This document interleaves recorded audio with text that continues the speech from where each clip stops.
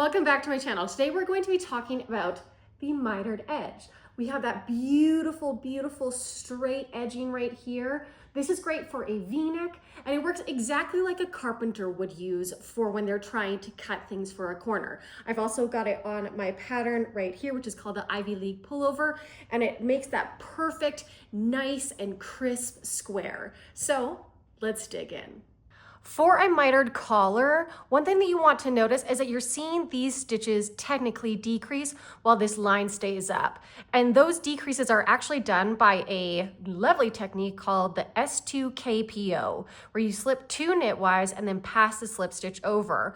As we're going to go into our project, I need you to focus on this center stitch with 2 stitches on either end.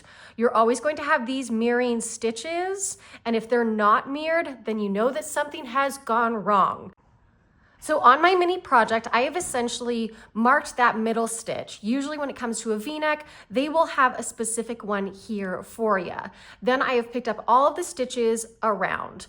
Now, I've already done 1 row of knit 1, purl 1, knit 1, purl 1, and you'll notice that I have 2 purls on either side of this one knit, and we do need that center one to be a knit first.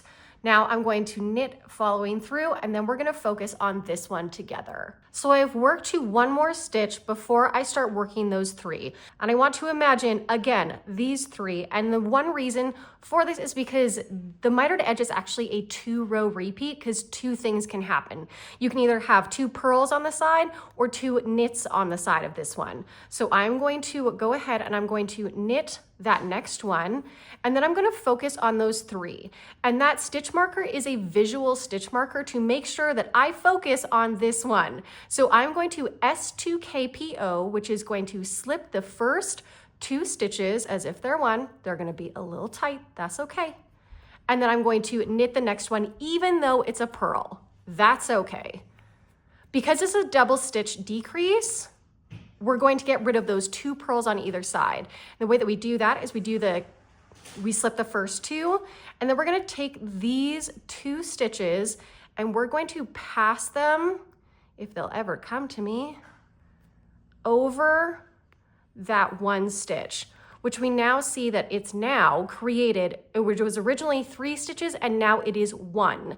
Those 2 purls on either side have now disappeared. I now have a knit and a knit on this next side, which means that when I'm going to work my way around, I am going to essentially do the S2. So I'm going to slip these 2, then knit the next one, then pass that slip stitch over. Essentially, we're double decreasing every single time. Let's go and show you the next round. Okay, so I've come to all the way around and I now have that locking stitch marker. It's okay if it stays down here. And I now am going to focus on those 3 stitches. So I now have a purl on the outside. I'm going to purl that, and then we're going to work the exact same technique, which is the S2KPO. And we're gonna focus on these 3 stitches, this one being in the middle. That one is our like leaderboard. So I'm going to slip the first 2 stitches as if they are 1. I'm going to knit the next stitch, and I'm going to pass those slip stitches over, which again, now we've realized that we have 2 purls on either side instead of 2 knits on either side. So we've essentially done a double decrease. You're essentially going to work this over and over again until you have essentially created the mitered edge of your dreams. So there you have it. You can see that vertical line going straight up. You can see those decreases starting to happen around it each time. And this is what creates that beautiful mitered corner. And one thing to note is that if you are going to bind off in pattern, make sure that depending on what row you finish on, if you have a knit or a purl, a knit, a purl, then you would bind off in that way. But if you end up having it where you have a knit, knit, knit, make sure that you are binding off in a knit, knit, knit, then a purl, so on and so forth. So I hope that helped you. Make sure that you like, follow, and subscribe. And if this helped you, make sure that you give me a comment and come say hi.